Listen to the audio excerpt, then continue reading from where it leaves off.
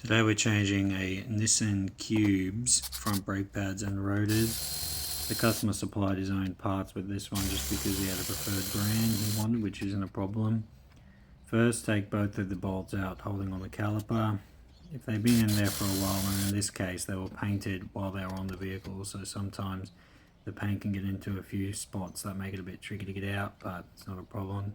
Once you've taken it out, hang up the brake caliper as you don't want to damage any of the brake lines. There'll be two bolts on the back of the caliper mount bracket that you just need to remove. I've pre-cracked these so it comes out very easy with the electric ratchet. Keep an eye on that brake caliper just because it wasn't tied on properly, but that's not a problem. Once we rearranged where it was going to sit, we can just go back to taking this caliper bracket off.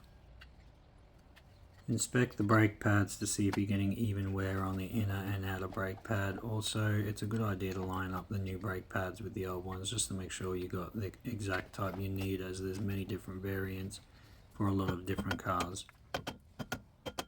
In most cases the rotor won't come off very easily, so just give it a whack left and right. There are different techniques to getting it off. Some of them have a little hole where you can put a screw in to push it out, but considering we're replacing the rotors, we'll just use a hammer to get it off.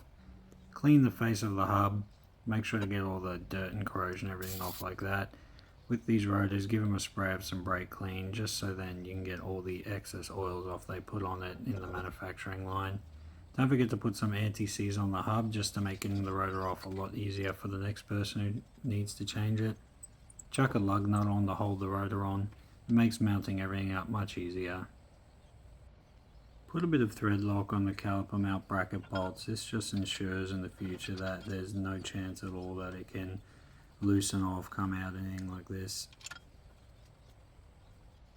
Make sure everything is lined up and is nice and clean before you put the brake pads in. I did clean these caliper mount brackets off camera.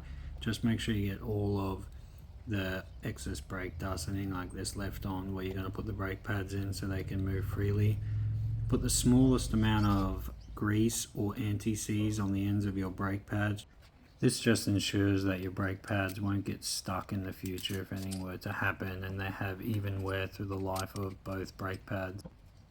Compress the piston back into the brake caliper. Remember to take the brake reservoir cap off and just keep an eye on it, because you don't want it to overflow when you compress it and land on your car's paint, as brake fluid is very corrosive. Give everything a good clean. Again, you want to do this job as well as possible. Cleaning is a big part of it, as if you don't clean it, accumulated brake dust will have nowhere to go, and then you'll start having issues in the future. Clean the brake caliper guide pins, make sure it's all clean, and then apply some new grease to it. When you put the brake caliper guide pin in, it's also the actual bolt that holds the brake caliper to the bracket. The bottom bolt on this one, or guide pin, was filthy and had no grease on it. This generally happens just because the water runs down, it might seep in through that seal, and then things start to dry out, bits of dust get in, this kind of thing. So make sure you grease it up really well, and when you put the guide pin in, make sure it moves freely.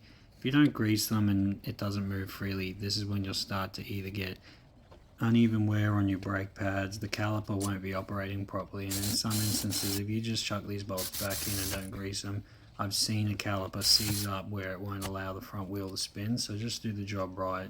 If you like this video, please give us a follow, share, like, all that stuff. It helps in the future with creating more videos like this. Thank you.